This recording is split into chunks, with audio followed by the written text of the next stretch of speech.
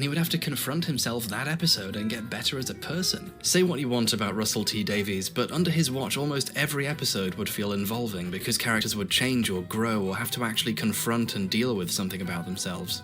Why don't you finish the job and make the Daleks extinct? Rid the universe of your filth! Why don't you just die? You would make a good Dalek.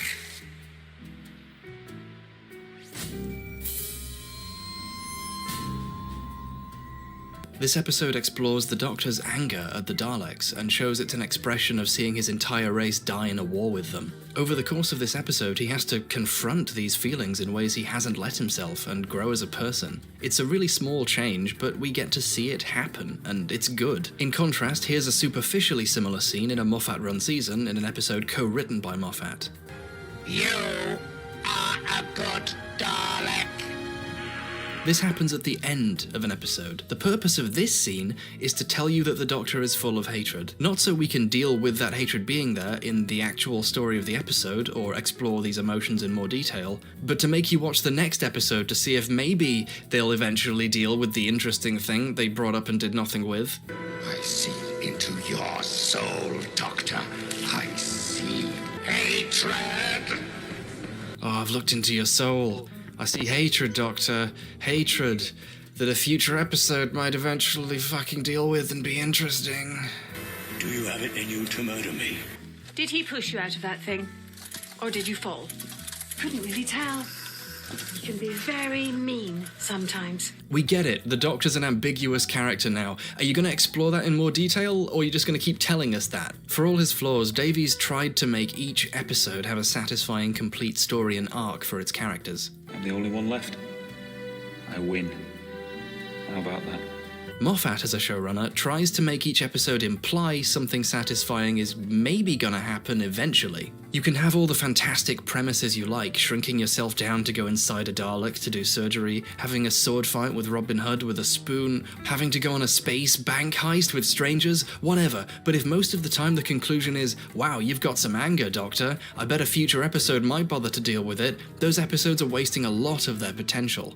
Again, this is something Moffat grasped excellently when he was writing one-off episodes. Blink starred characters that were never seen before and haven't been seen since, but it has a complete emotional arc for its main characters over the course of one episode. It doesn't end with someone saying, wow, you have problems you probably ought to deal with at some point, tune in next week to see if we do. The problem is, when you come down to it, Doctor Who is about visiting other worlds and going on fun adventures. Moffat made it all about the Doctor. In much the same way, the Sherlock Holmes stories are about solving crimes and fun mysteries and figuring things out using deductive reasoning. Moffat made his show all about Sherlock. Sherlock is too important, too special, too powerful, and this ruins the tension of the show and our ability to empathise with the character. The entire show is dedicated to telling you about Sherlock instead of showing you Sherlock by way of his interaction with the actual plot. Season 1 was the only season that came close to getting this right, where you learned what sort of person he was and his abilities based on how he used them in the episode. As the show progresses, the actual mystery, the crimes we're supposed to have fun watching Sherlock solve, take a back seat to the show telling us how cool and wacky Sherlock is and his mind battle with Moriarty. In this episode in Season 3, there's a huge setup just for Sherlock being weird. They spend a pretty sizable portion of the runtime and budget for a quick joke about how rude and thoughtless Sherlock is while Lestrade is gearing up to capture someone who's clearly been a problem with him for a long time. I have to go. Do you know any funny stories about John? They could have just made him rude and thoughtless over the course of the plot of the actual fucking episode.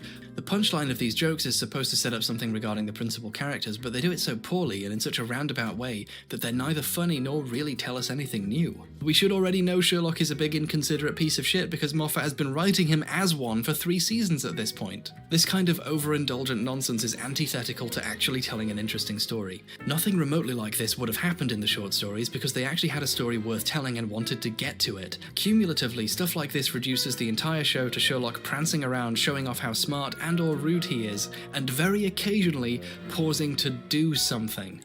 I'll get hung for this. No, Mr. Pugh, not at all. Hanged? Yes. Sherlock corrects a guy's grammar a bunch for the first 2 minutes of this episode and then walks away. This doesn't serve the story at all, except to tell us that Sherlock doesn't like when you say words wrong. Which is, an admirable character trait, obviously. Fuck that guy, he deserves to die even if he didn't do the murder. But it's really not something so pivotal as to be the start of an episode. It's a show about solving crimes. The episode should be starting with a crime, a thing happens that piques your interest, like the first 2 episodes did. But by the time of the 3rd episode, we open on Sherlock being shitty, dramatically walking out, and the credits go, and then we cut to Sherlock being shitty in his house for another 3 minutes.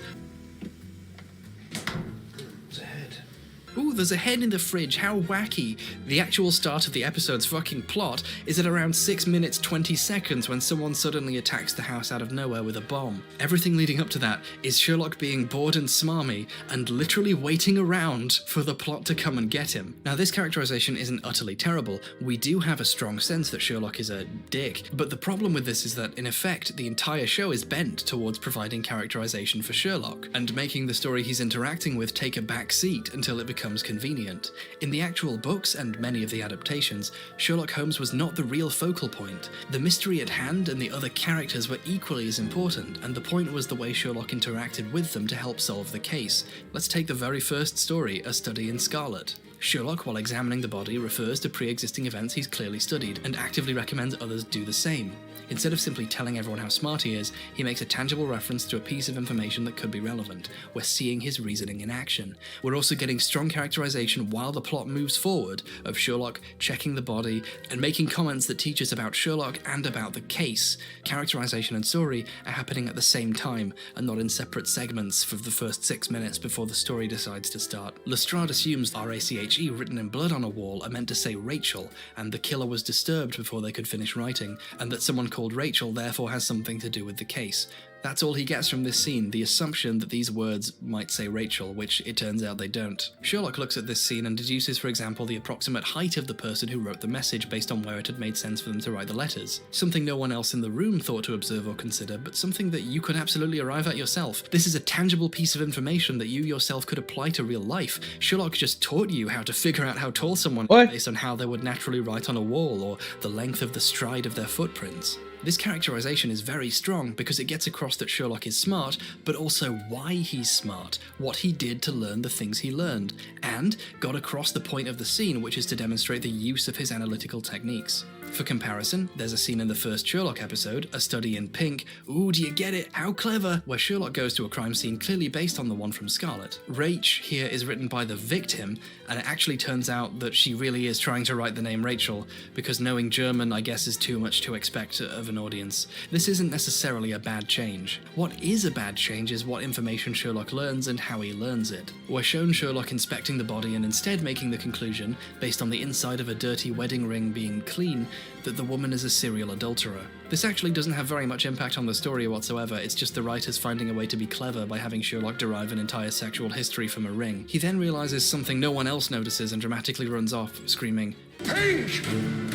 This is tonally utterly wrong. Instead of being given tangible explanations and the intrigue coming from deciding what to do next with the information in order to catch the killer, you're told to assume someone's marriage is failing because their ring is dirty, and that Sherlock knows something you don't and has just run off to deal with it himself. The tone here is utter confusion. Sherlock's smart because he figured something out, but we're not going to say what, or how, or why. Just for contrast, the first time we see CBS's Elementary's Sherlock on a crime scene, he discovers a hidden room by feeling the incline of the floor with his feet. The extra weight of a safe room steel reinforcements can cause the floor around it to decline slightly, creating a slope between 1 and 5 degrees.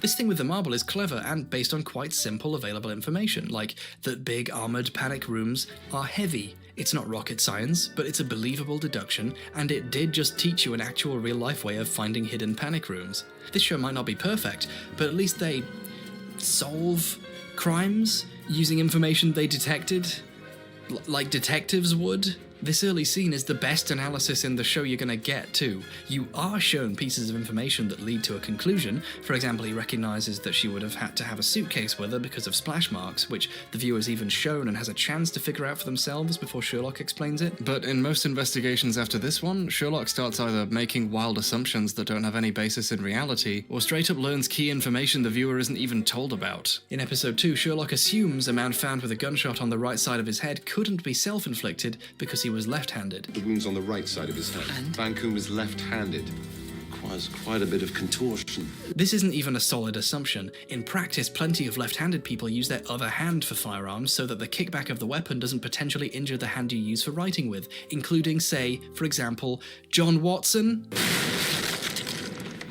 Bing. In episode 3, Sherlock has to figure out how a TV personality lady was poisoned. He sends Watson to the lady's house and we get scenes of him checking stuff out and Sherlock starting to watch a few episodes and check the internet for theories. The characters meet up and Sherlock just sort of throws out there that the houseboy who is in a relationship with the lady's brother probably poisoned her in revenge for mistreatment of the brother on TV based on all the research he did off screen. All we see of this research is her patting him a little bit too hard on the back.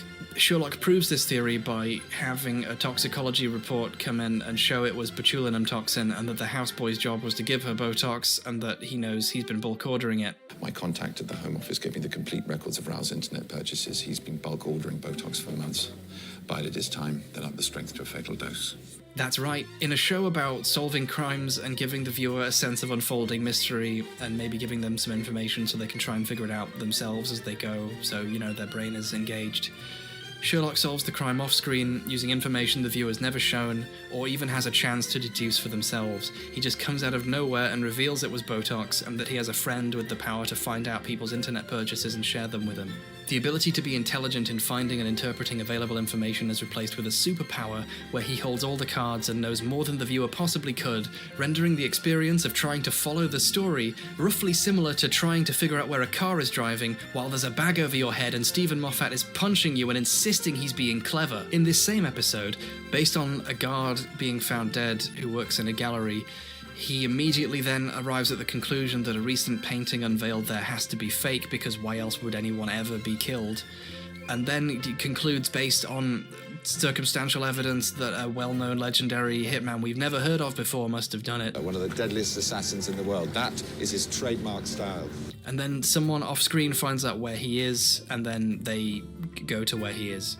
Any time you want to explain? Homeless network really is indispensable. Like, all the deduction and thinking isn't done in a way that is actually interesting or fun for the viewer to see. How would a person track this hitman? How would you find out where he is? That's an interesting story. They skip over it. Sherlock literally hires someone else to do it. And they do all of this so that Sherlock and Watson have an excuse to run around chasing a really tall guy and then having a wrestle with him. You know, yeah, the original stories were fantastic and groundbreaking pieces of literature about solving mysteries, but what they really could have done was a bit where the main characters wrestle a tall guy for a while. I'll say again that the show does start out better, and lots of Season 1 does feature some genuine deduction based on information the viewer's also shown, but you can see the slip starting to happen here.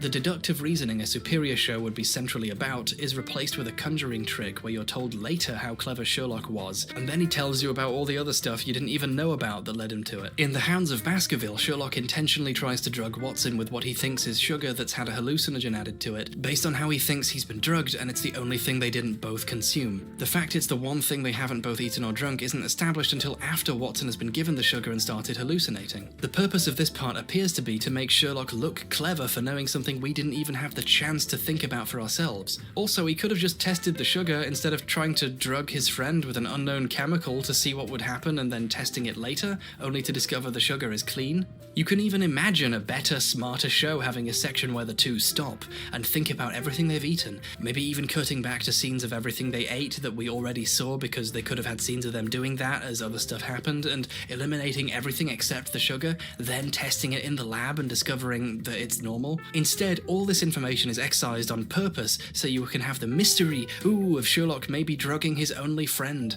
and fill some precious time as Watson hides in the lab from an imaginary dog for 5 whole minutes. The story it would have made sense to tell is just too normal for Moffat and Gatiss. The real focus is what wacky or cool thing Sherlock will personally do, and then how he'll justify it later using bullshit, instead of being on the piece of evidence or information and the proper approach to finding it and acting on it. This conveniently lets the writers off the hook for ever having to deal with things like character traits or motivation or choices. When you read a chapter of a Sherlock Holmes story, you feel like you've gotten a little bit smarter. It feels weird to say out loud, but often it's like you've personally seen the benefit of a certain way of looking at the world. Sherlock has the strongest characterization in the show, but in effect it's too strong, pulling the focus away from things that actually make watching him do stuff interesting, like the other characters and their lives and the mysteries he's solving.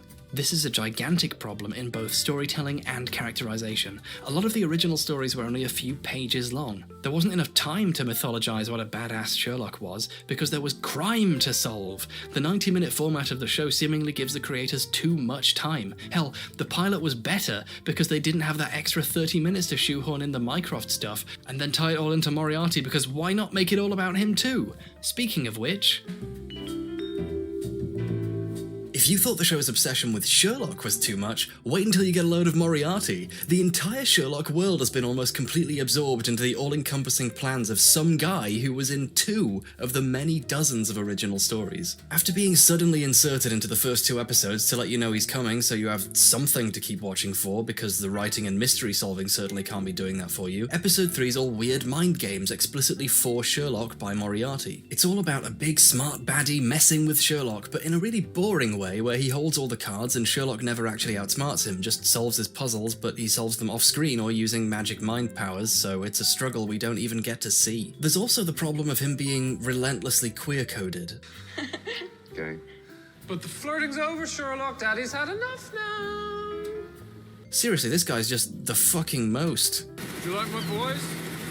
This one's got more stamina, but he's less caring in the afterglow. What are you doing, Andrew? Oh boy, do you get it? He's a queen?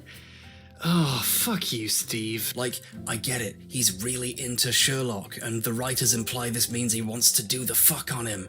But, like, why?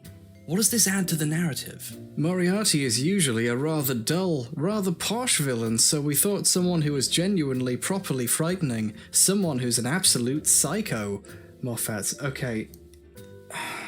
Number 1, absolute psycho. Make him act like a gay. Great, that's really fucking comforting of you, thank you. Number 2, Moriarty is dull and posh? One of the most memorable fucking characters in, like, the history of literature? Oh yeah, he needs to be fixed. We need to make him into the fucking loudest, shoutingest, prancingest, weirdest, most over-the-top guy ever. Just, you know, because we really needed to fucking fix Jesus Christ. Moriarty is self-consciously a villain. He knows what he's doing. He's a nutcase. He knows what he's doing and he's a nutcase? Mark, those things don't... See, he's an absolute psycho, which means the creators can have him do anything, even contradictory things like threaten Sherlock to try and keep him away and do everything he can to protect his identity, and needlessly play with Sherlock up to and including fucking just killing himself just to mess with his head.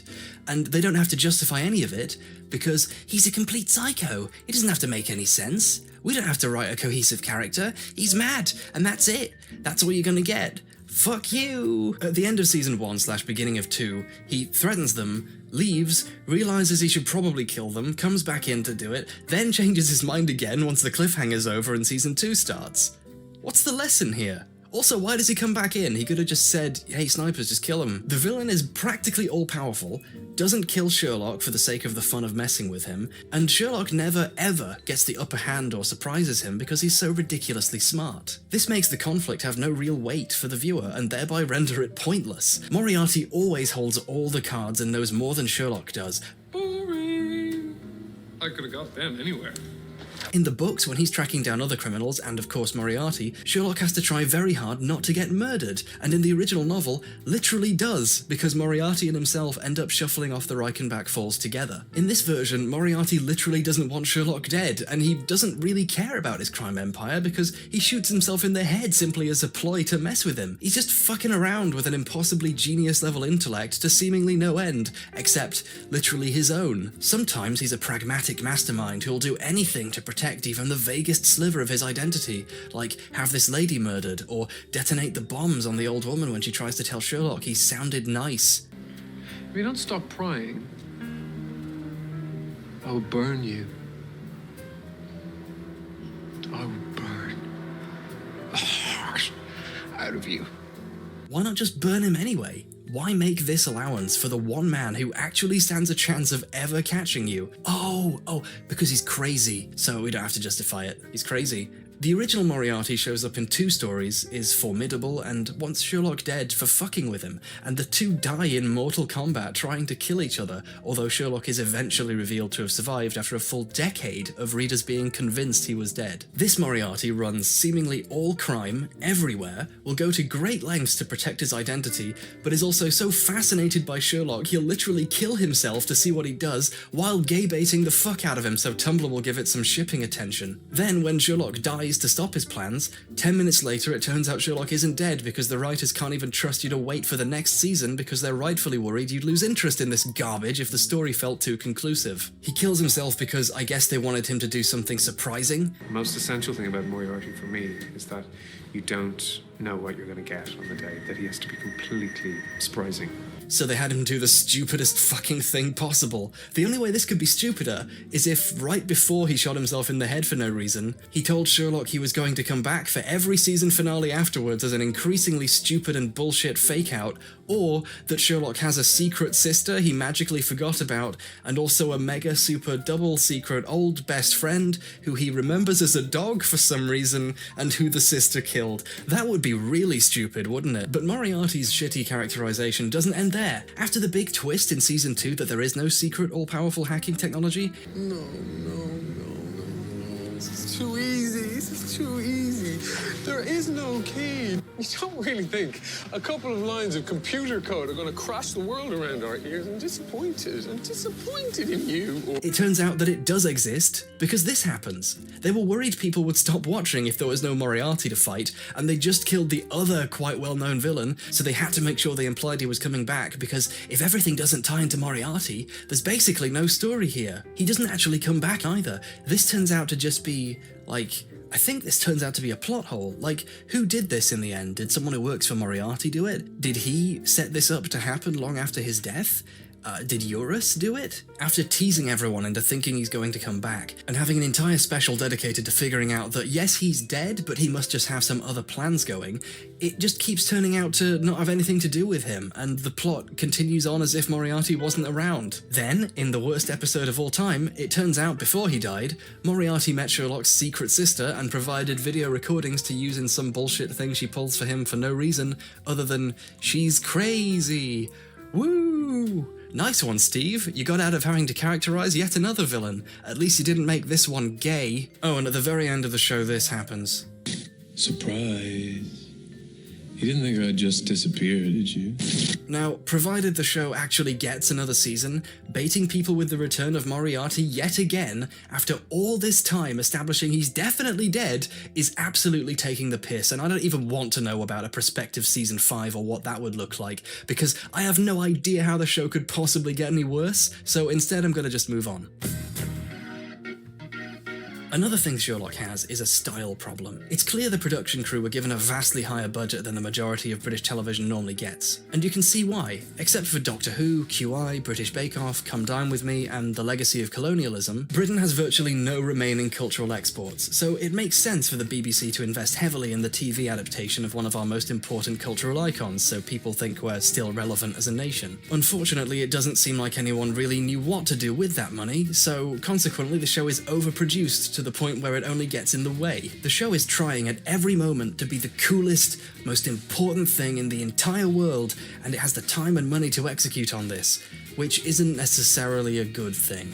The most obvious way this features is the text that comes up whenever Sherlock's doing his magic mind powers, or whenever someone gets a message on their phone and appears on screen in a cool visual way. This makes sense, and so do things like having images be wiped by people moving through them or doors closing and stuff. That's just nice editing, and it does help scenes flow together easier. This is a vast improvement on Jekyll, which appears to have been rushed and had no budget, so you get stuff like Hyde's super strength being shown off by having them just fast forward footage of James Nesbitt walking normally, or this shot.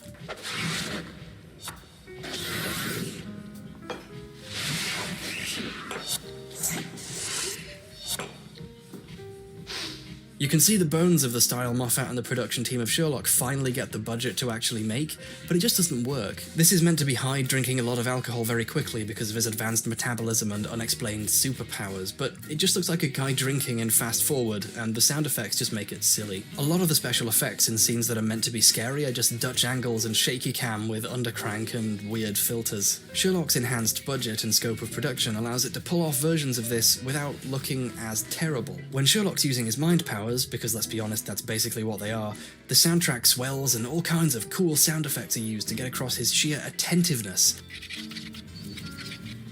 Here, for example, because she was scraping the ground with her nails, as the text appears you hear a nail scraping sound. Giving the text a sound effect as it writes itself in helps draw your attention to it, make it pop. The numbers. You've been over the last 4 digits yourself in another pen, so you wanted to keep the number. Just now they used the napkin to blow your nose. Maybe you're not that into her after all. They use pen drawing and nose sniffling noises when he talks about those, and you can even see they animate the images as it happens. They do this because they think you're an idiot and don't understand what writing with a pen means, so you need both visual and audio cues. This use of images and sound effects is very effective. It helps trick the viewer into thinking they're doing more than watching Benedict Cumberbatch sit in a chair and tell you about things he's noticed. In a way, I wouldn't really recommend analysing this show too much. I must mention that paying attention to sound and visuals causes the show's trick to start to wear thin very quickly. Like? The wound's on the right side of his head. And? Van Coombe's coffee mug handle to the left. Should he use the ones on the left? Pen and pen because he picked it up with his right and took down messages with his on the breadboard with butter on the right. Matched just the shirt and the trousers. They're pretty full. At its best, you get intense scenes where the level of thinking being done by Sherlock is highlighted and you're put into his mind with these extreme close-ups and pauses, seeing the world how this mega genius sees it for brief spurts, and it's all very stylish. At its worst, this style is a stupid nonsense mess that ends up being needless or just straight up silly.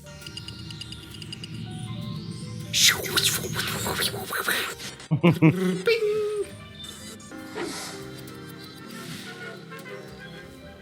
I swear to God, I didn't edit that in. This tonally dissonant nightmare doesn't put us in Sherlock's mind and doesn't even show us his trail of thought. It's just text and images flying past the screen with weird sound effects. This is the sort of thing I would do for a quick joke, not the dramatic investigation scene. You ain't nothing. The show is so dedicated to this amped-up, over-the-top style that it applies it to places that are incredibly poorly served by it. My favourite examples are in the wedding episode. Firstly, you have this bizarre montage of Sherlock and Watson getting drunk, set to a fucking atrocious dubstep remix of the show's theme, with a blurry vignette over it because that's what alcohol does. Intersected with ultra-fast graphs of their night out, and you're like, whoa, wait, I didn't even see that. What? This is the most overproduced pub crawl in the history of television. But the bestest example ever is earlier in the episode when you have the wedding photographer taking the gang's pictures. Okay, 3, 2, 1, cheese. The music swells, you get this cool time-frozen effect and all that.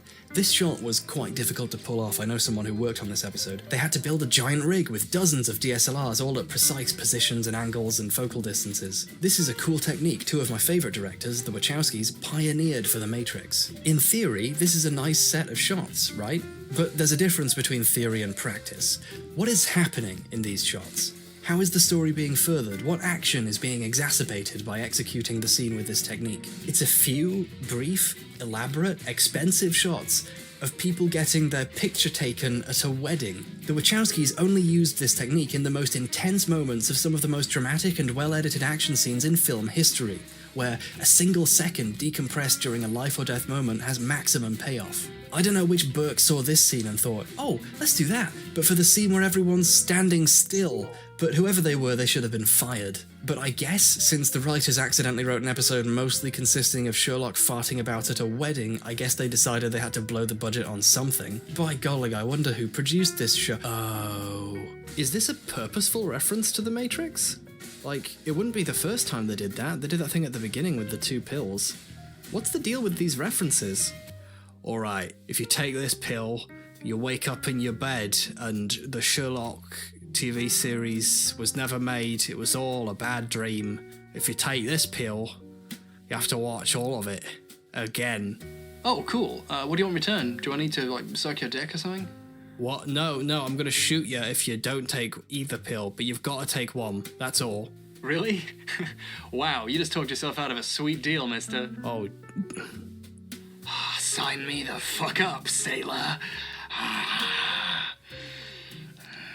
I forgot where I was going with this bit, I'm sorry. This kind of attitude to production can be bad for creativity. Throwing all the money ever at every scene means you get shots like this getting in the way of the story, and supposedly tense moments of Sherlock trying to figure something out are ruined by flinging random images and sound effects at the audience in the name of production value. This is the one lesson I'd have expected Moffat to have learned by now. You see, one thing Doctor Who was quite famous for was shooting for expensive ideas and concepts so often, with such tight schedules, that it becomes necessary for there to be episodes where the main characters don't make too much of an appearance and there aren't too many effects or expensive props. Within these constraints, Moffat himself wrote Blink, one of the most universally loved episodes of the show, where the Doctor and Martha barely show up and the monsters literally don't even move, creating some incredibly tense moments out of almost no budget whatsoever. Such as this sphincter tightening scene of a light starting to flicker, and perhaps the most incredibly engaging piece of drama in the entire show, where a character's arguing with a pre-recorded message of the Doctor that knows what they're about to say. How can you have a copy of the finished transcript? It's still being written. I told you I'm a time traveller. I got it in the future. Blink won a ton of awards, and I feel proves with its efficient execution on time and budget constraints that sometimes limitations can be good for creativity. I didn't really believe that old aphorism until I saw Sherlock and realised that if you give people too much money, they do shit like this instead of tell an engaging story. This production style leads to characters being underused because they have so little to do, because the focus is on overproducing the scenes where Sherlock does stuff and other random bullshit instead of making them a decent addition to the story. This problem even extends to the second principal character, John Watson. Watson sucks and has no purpose in this version of the story. Mary Watson— no, seriously. After shooting the baddie at the end of episode 1, Watson has nothing to do and spends most of his time getting treated like shit by his friend for no reason and running around next to him while he solves everything. Watson is the point of view character, the literal narrator for most of the home stories, and he barely even gets to see plenty of the events of the plot. What else does he do? Oh, one time he gets kidnapped and Sherlock has to save him. Oh, another time, he gets mysteriously kidnapped, and Sherlock has to, one time, he starts a fire? Oh, and technically he's there sometimes while Sherlock figures stuff out. He's also here for, this fight, I guess. Oh, and also there's the time when, he gets kidnapped and Sherlock has to save him. One time he gets held at gunpoint and Sherlock, one time he gets held at gunpoint. I just made my ears ring, slapping my face. Jesus Christ. Fuck you, Steve. And oh my god, did you see Watson in the background for this exciting scene? Literally the most important thing Watson does in all of season 2 is watch Sherlock die. The wedding episode has a bit where Sherlock tells us Watson is a good doctor and a really helpful ally and provides anecdotes of times he did stuff useful to a case. Wouldn't it have been great if Watson's skills had come in handy in the episodes of the show that were actually made, and not the ones they wrote as backstory for this wedding? The guy's a doctor and a war survivor and the POV character for most of the books, and he's barely even a presence at his own fucking wedding, dedicated to Sherlock's hour-long speech supposedly about him, but really about how smart Sherlock is for figuring out a crime during a speech. Fuck off. Mary Watson. John's wife is a minor character in some of the books and not super important, but his relationship with his wife does come up in interesting ways, usually in order to make points about the limited roles of women in British society in the time the story was set. In the show, she just sort of appears between seasons 2 and 3. The episode after that is their wedding, although don't worry, we all know who that episode's really about. And then the next episode after that, she turns out to be a secret ninja assassin. Then in the next episode, not counting the special because the bulk of it takes place in Sherlock's imagination and she's not really in it, she dies. Mary lived a hugely interesting life, and it would have made for a pretty cool addition to the story. Unfortunately, most of it happens in the same place most of the interesting stuff in the show happens.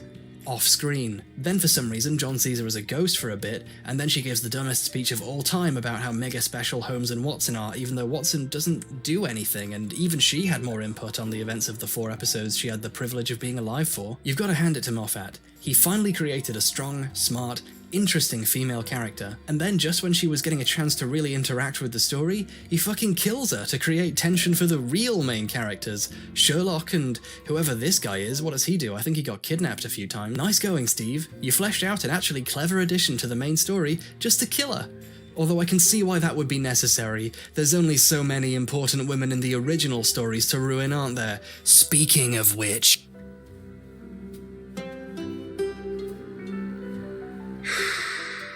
Okay, this is going to be a kind of tough one to get into.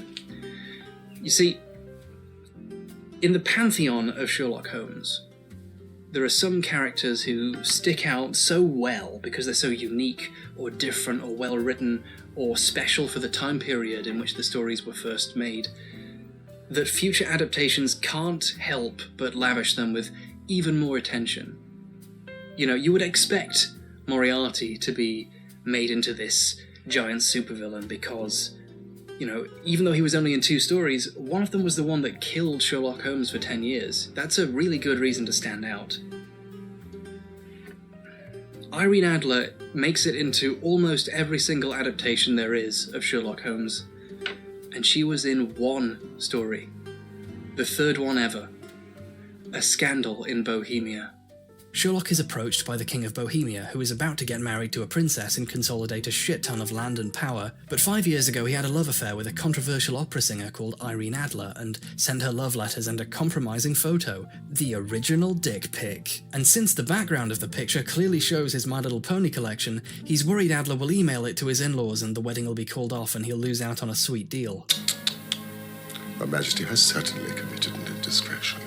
The king offers Sherlock basically infinite money if he can get that stuff back, because none of his people have any idea where it's hidden. So you have a story in which Sherlock is covering up for a king's actions by stealing from an innocent woman who basically did nothing wrong. Sherlock and the king aren't the good guys here. Sherlock is dismissive about Adler. Sure, he can outsmart a woman. He knows what they're like. In disguise, Sherlock tricks Adler into revealing its location. But when he comes back later to get it, he discovers instead a letter telling him, "Nah, nice try, idiot," and finds she's married out of love for someone and left the country and just wants to move on with her life. Adler outsmarts Sherlock and gets away with it, which is more than can ever be said for almost anyone else in the entire series. And moreover, she disproves his reductive view of women while she does it. Sherlock loses and has to learn a lesson from it, and the viewer is shown that even the great detective is not immune to the biases of the culture he lives in. It's not a feminist story by modern standards, but for a story published by a man in the 1890s, it makes careful strides in showing that not only are women capable of being as smart as men,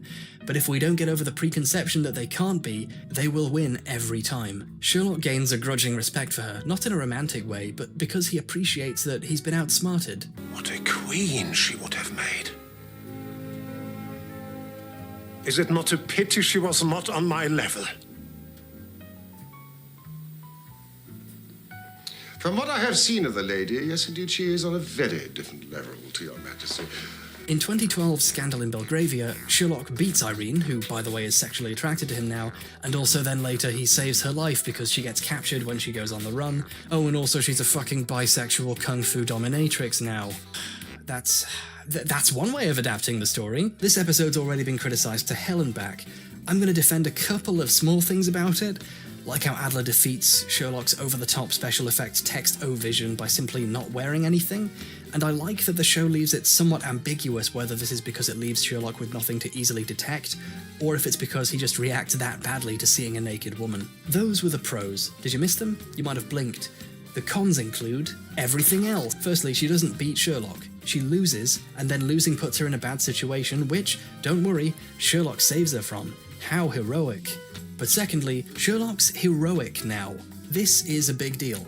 Scandal was impactful because Sherlock worked for the bad guy, a rich and powerful king trying to tie up loose ends so his convenient marriage to someone he clearly didn't really care about could go off as smoothly as possible. Now Adler is directly blackmailing people and also is stealing really important intelligence from the British government. Sherlock is arguably doing the right thing by getting involved here. The moral ambiguity that the original stories had is being erased in the name of making him always the good guy. Then it turns out she's working directly with Moriarty, the real bad guy, because of course everything has to tie into Moriarty now, and basically she's acting on his orders and advice. I can't take all the credit.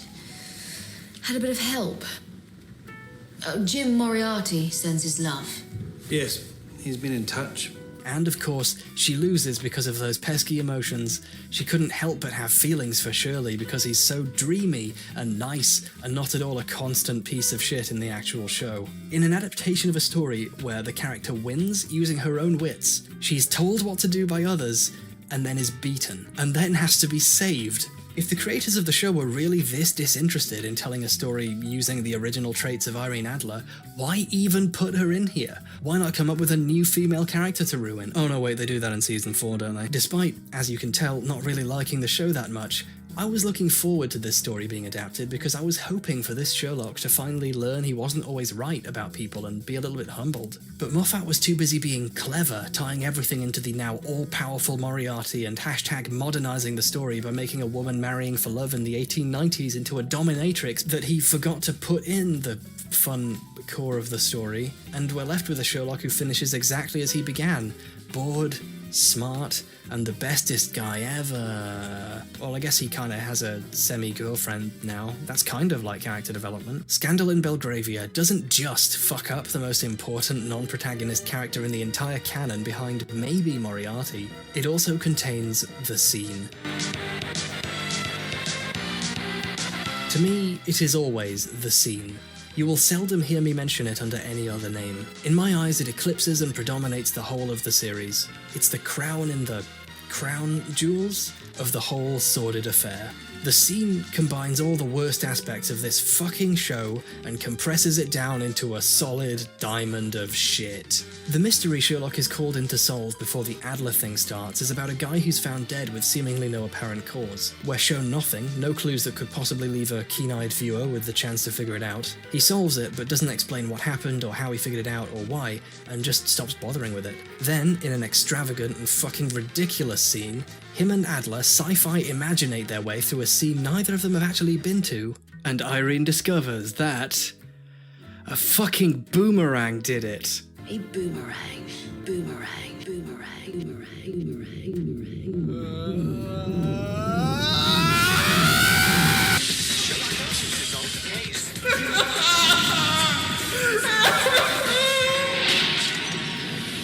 Elementary, my dear Watson. We've talked before about times where the show has pulled something out of its ass, but this fucking scene puts them all to rest. Based on nothing, based on no clues we've been given whatsoever, Sherlock leads Irene to the conclusion that a boomerang did it. And the show presents this as Sherlock being a massive super mega genius. We get shots of Adler making googly eyes at him because she's so attracted to him now that she knows he successfully solved the stupidest written scene in television history. The epic soundtrack swells, and everyone wishes they were being killed by a fucking boomerang. The key to mystery stories, the white, hot, burning core of the genre that makes it what it is being given information just enough that you could maybe figure out what was happening, and then having a character show you something about the information you managed to miss or put the pieces together in a way you wouldn't expect. But to make sure you can't possibly solve it before Sherlock does because he's supposed to be the most amazing special boy in the world, they can't risk giving you too much information. So they craft a story in which you're shown basically nothing and then told, bing, it's a legendary serial killer I just made up. Bing! Someone else told me the answer off screen. Bing! It was a fucking boomerang! The audience will never really accept Sherlock as smart because they're never given the pieces for themselves and then presented with a solution they wouldn't have thought of. Instead, they're told next to nothing, and then Sherlock walks in with the information you didn't have or does something unbelievably unrealistic. You got that from one look? Definitely the new sexy. The show is edited as if you're supposed to, like Adler, be completely in awe of this genius, but that's never gonna happen. Contrast is required. This is precisely why puzzles are fascinating in the first place. There's a tangible, emotional reaction to figuring out how to solve something and putting something together. Similarly, for a mystery story to work, you have to be shown the problem and the clues before it's solved, so you have a chance to do it yourself and then marvel at seeing someone else find the solution. You're entertained by seeing someone else solve a puzzle you can't because you recognize they've seen something you haven't. Sherlock gives you a meaningless glimpse of a trivial piece of the puzzle, then produces the finished puzzle and tells you it was very hard, I promise. In this show, the viewer's never given a chance to observe, so there's nothing for Sherlock to reveal he observed. So you're left with an incredibly expensive sequence of elaborate camera tricks shot on an Arri Alexa, featuring a man telling you he's very smart because he observed events you never got the chance to observe better than you. Look at all these hard-working people, dragging their camera rigs all the way out here so they can film a smooth transition, laying all their dolly tracks and lugging a couch all the way out there and carefully planning and timing dozens of shots, doing excellent professional work, and it's all in service to a mystery story where you're not told anything, so you're not engaged with it at all, and then at the end, you're told a fucking bullshit explanation that you could not have seen coming, and he was really smart, you just have to trust me. Why is the camera spinning so much? Is it to make this revelation feel more dramatic?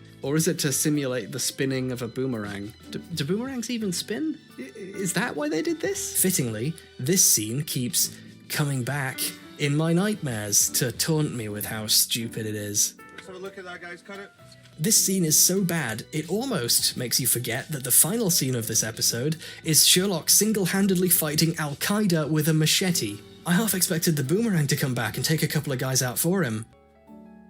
Credit where credit is due, there's still a lot to like about the Sherlock show, at least to begin with. For all its massive flaws, it's still very good at making you think it's going to get better, and there are plenty of decent moments and fun bits that make you keep watching just to see if it can start having more of them and maybe go somewhere with all the plots it has going. Season 4 destroyed that illusion. Let me explain in a roundabout way first. When I was doing research for this video, I stumbled upon a bunch of theories about Season 4. The usual Sherlock stuff explaining how secretly gay the main characters are, but the one that really caught my eye was the Lost Special theory. You see, for some Sherlock fans, the fact the show is bad is just a minor hitch in the grand scheme of the amazing meta-narrative of Moffat's mythic reimagining of Sherlock as a magical pretty boy. Thus, the horrific badness and plot holes of Season 4 are just more data to incorporate into a running theory about what's really going on. The conclusion quite a lot of people reached was that the last episodes of Sherlock couldn't possibly be as bad as they were. Instead, it's a fake-out, a build-up to a secret, unannounced 4th episode of Season 4 in which everything is really explained. The garbage from the previous 3 episodes is revealed to be a hallucination or a play or a dream sequence, and the show finally turns out to have always been good. The main focal point of the theory was a show supposedly starting just after the end of Sherlock called Appletree Yard. The theory is that Appletree Yard is a code name, and in reality it's when the 4th Sherlock airs and all is revealed. The proof? The show's website's German language version or something is a 404 page. 404? Get it? Season 4, Episode 4. Oh my god, even the inventor of HTTP's error messages is in on it. And if that wasn't enough to prove it, the lead actress's name is Emily Watson. Watson.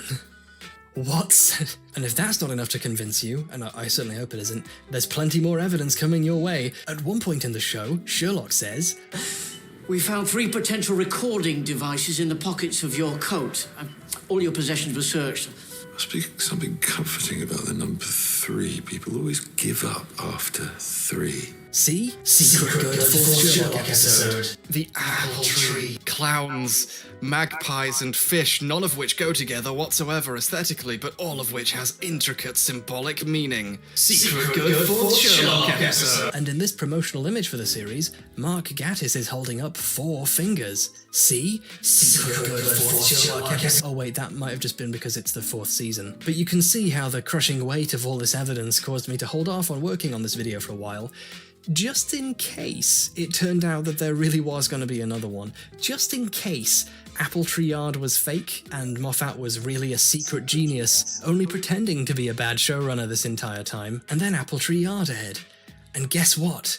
You'll never believe it, but it turns out it was an adaptation of Appletree Yard, starring Emily Watson, which is just her name because some people are called Watson. The hashtag on Twitter for Appletree Yard when it aired was 5% people interested in this new show or an adaptation of a book they quite liked, and 95% pissed Sherlock fans, waiting to see when Sherlock would show up and retroactively justified the bad show he was in. It didn't happen, and the fan theory people were mostly apologetic about getting everyone's hopes up, or annoyed that it turned out their show had always been bad, and had just tricked them into thinking it would be with flashy, overproduced, bullet-time wedding photos. I wouldn't write this if I wouldn't be utterly convinced that this is going to happen. John Locke is endgame. The series isn't finished yet, and I'm going to tell you why. Because it doesn't make sense. I want to remind you that these people have been producing Sherlock for 7 years now. 7 years. They put hard work into it, told us again and again that every little detail matters. Do you truly believe anyone on the show, including the producers, the cast, etc., would all suddenly lose their minds overnight? Overnight? I mean, it's possible. I can even tell you which night it was. The one right before Moffat decided to adapt Sherlock Holmes. I've never actually thought Appletree Yard was a completely fake show, so literally all this does is defer my questions. Why was the final problem badly written on purpose? No. I'm sorry. I'm so sorry to tell you this, but it wasn't bad on purpose. They were trying to make a good show and failed. And even if it's bad on purpose, that still just means the show's bad. A secret 4th episode still wouldn't be a get out of jail free card for wasting your goddamn time. And more importantly, mine. But since the secret lost episode never came to fruition because it doesn't exist, I can finally conclude that I have, in fact, seen all of season 4 of Sherlock and can therefore weigh in on it. It's really bad. So bad that people who wanted to like the show had to invent a secret good episode that would, if it existed, somehow fix it. It's orders of magnitude worse than the rest of the show, and I'm pretty sure I've established that's already pretty bad. But what's bad about it goes fairly deep. It's not just that it's worse written, the characters are facsimiles of themselves, and the driving thrust of the story is utterly fallen apart. It's that ultimately it trips on the curtain and tears away all the flaws of the entire show from front to back, revealing it to have always been the worst.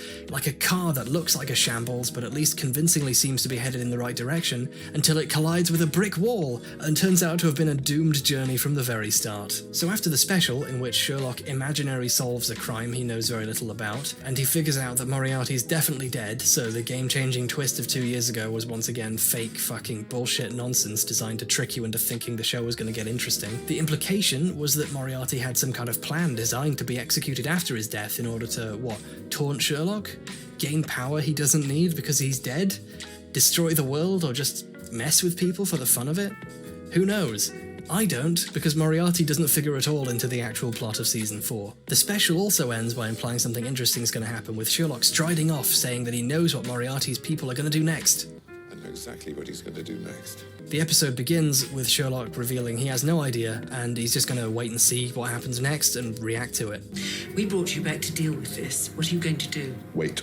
So it's a setup for nothing. This is something the series has always done by ending implying something interesting is about to happen next, and then it doesn't. But this series is especially fucking egregious about this. Instead, Sherlock happens to notice a Thatcher statue broken and becomes fixated upon it, and somehow becomes certain the remains of Moriarty's network want a pearl that might be hidden in the last Thatcher statue. What's so important about a broken bust of Margaret Thatcher? Can't stand it, never can. There's the strangest feeling. This week. But then it turns out no, it's a completely unrelated series of events revolving around Watson's wife again. By the way, this is the exact bullshit twist they pulled in the previous episode, where it turns out it's about Mary. It's hard to explain just how much whiplash there is in this season. The case in point with this one is that you spend the whole time waiting on a reveal that Sherlock really was onto something, and then actually he's onto something completely different we also had no way of seeing coming. So then Mary goes undercover to try and hide so she can't be found by the other cool assassin guy, and basically chooses random numbers so she's untraceable, with this long montage showing just how hiding-y she's being, and wow, she's incredibly super off the grid, we get it, and then bam, Sherlock's there. How did you find me? I'm Sherlock Holmes. Really, though, how? Every movement I made was entirely random. Every new personality just on the roll of a dice. Once again, here's one of the key sorts of question begged by Sherlock Holmes stories. How did he solve the puzzle and figure it out? What sort of genius application of reason will make you go, ah, and feel like an idiot and marvel before the simplicity of it? The show recognizes that these questions are the point of Sherlock. Mary, no human action is ever truly random, and I myself know of at least 58 techniques to refine the seemingly infinite array of randomly generated possibilities down to the smallest number of feasible variables. But they're really difficult, since that I just stuck a tracer on the inside of the memory stick. But instead of giving a useful answer, we get this bullshit fake explanation that turns out to be fake, and actually, he just put a tracking device in the USB pen that she took from him. This is played for a joke, but it's not a comedy fun-time jokey joke to laugh at for comedy hijinks. It's a joke at the expense of the audience for even wanting to know how Sherlock did something. Sherlock finds Mary, and fuck you if you hoped for or expected something clever. Then the assassin she's hiding from turns up because of course he was tracking Sherlock, who knew he would track Mary. So we have this mega genius who knew to plant a tracking device before Mary could drug him and take the device, but somehow isn't smart enough to A, detect Mary was going to drug him and maybe stop her or talk her into working with him, B, react at all in a productive manner the way he did when he had a 10-minute sequence dedicated to how he reacted in the 5 seconds of consciousness he had as he passed out from being shot by Mary, who at this point he maybe should be capable of anticipating attacks from, or C, notice he was being tracked himself, or even think to consider he might be tracked by the assassin he'd met before and who knew who he was. So if everyone successfully tracks everyone to the same place and they fight anyway,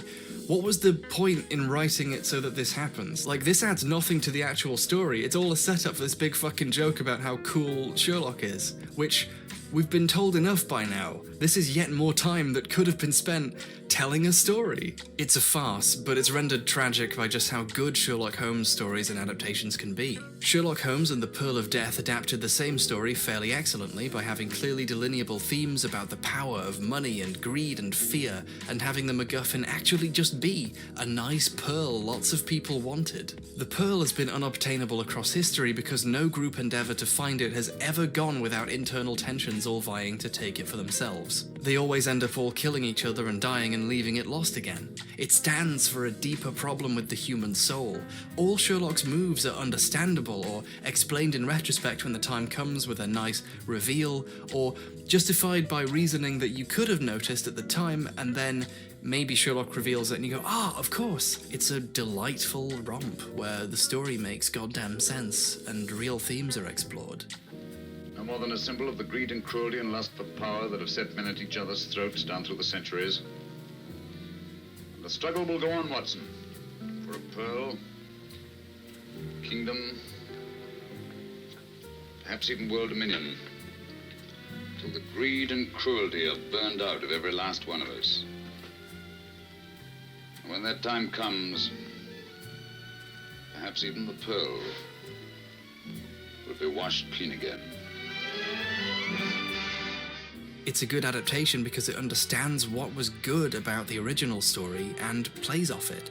It doesn't do it for the first, maybe 30 minutes, and then it actually becomes this fucking stupid spy thing that once again is all about Mary. In this story, the killer is trying to kill Mary because he misunderstood a conversation some torturers were having and assumed they were talking about Mary and therefore sought revenge for years and years and years. The entire plot of this episode revolves around mishearing someone. It's literally the plot of the second half of Shrek, but with some superficial aspects of the basic plot of the Six Napoleons draped across it for the simple reason of resembling a real Sherlock Holmes story. What are the themes? What's the story about? How does Sherlock happen to stumble upon the one crime being committed right that moment that happens to directly concern Mary Watson? Presumably because of magic. Sherlock's so smart that he saw something and figured it out without even knowing he'd done it. Because at this point, that's how fucking bullshit the show is. And yes, sometimes that is the justification for things he notices.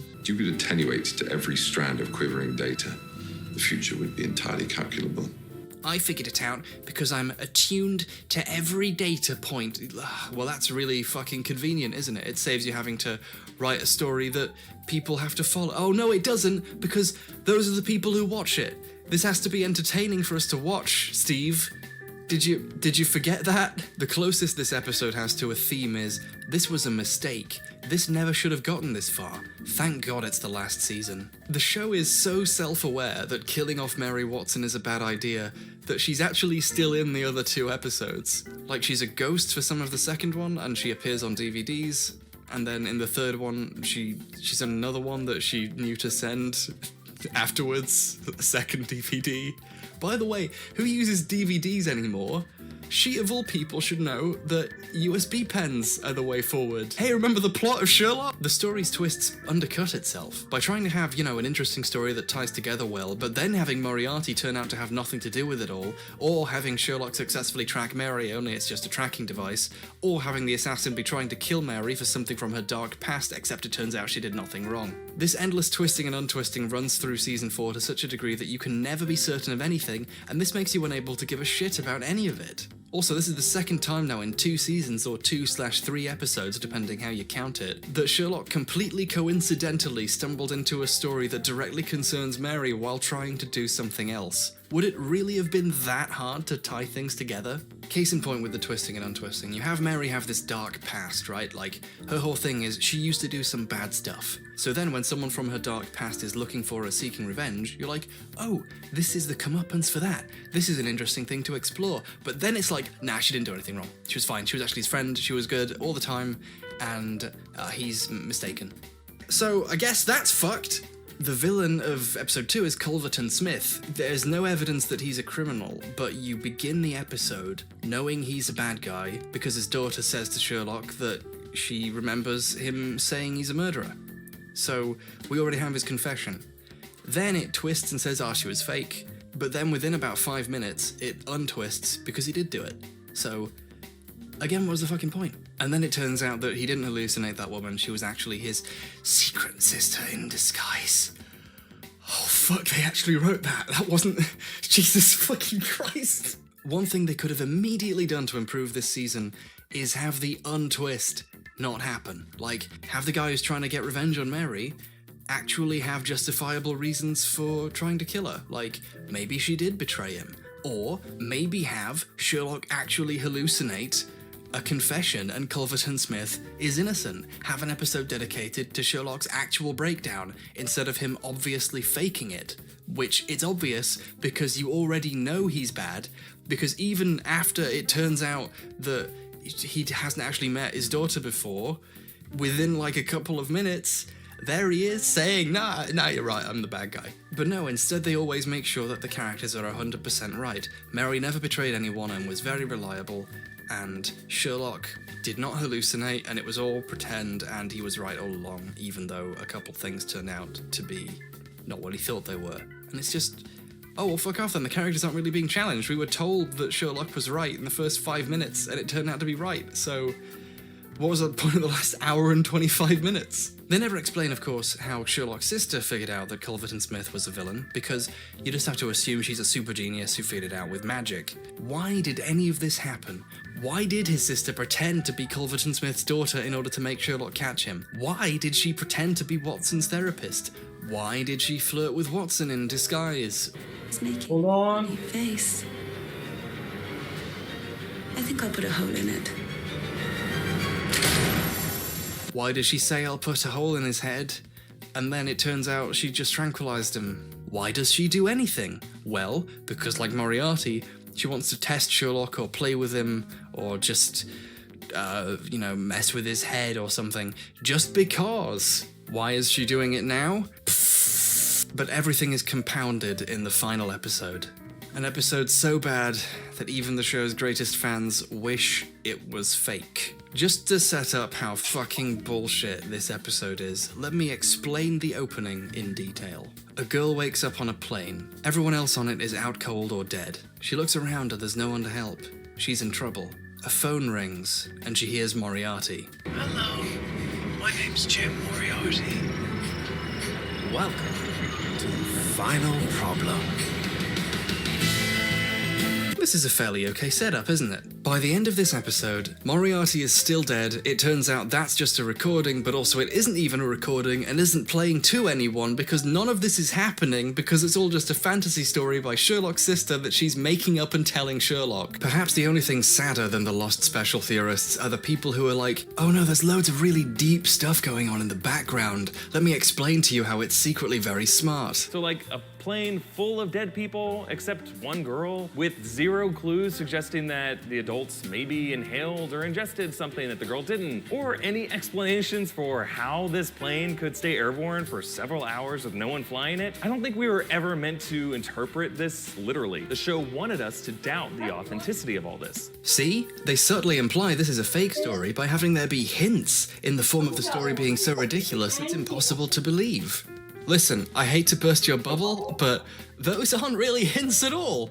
This is the sort of crazy, stupid bullshit we've been expected to believe over the course of this entire fucking show. In one episode, it turned out a boomerang did it, and in that same episode, Mycroft's plan literally involved making an entire plane full of dead people. This literally fucking happened in the fucking show, and suddenly we're supposed to cotton on to how unrealistic it is? Now? Fuck off! Fuck off! Stop it! Please stop trying to trick people into thinking this bullshit was smart. Please! The show opens with a relatively interesting setup and it concludes by telling you it made all of it up and it's a lie. And that's the running theme of this episode, nay, this season, nay, this entire show.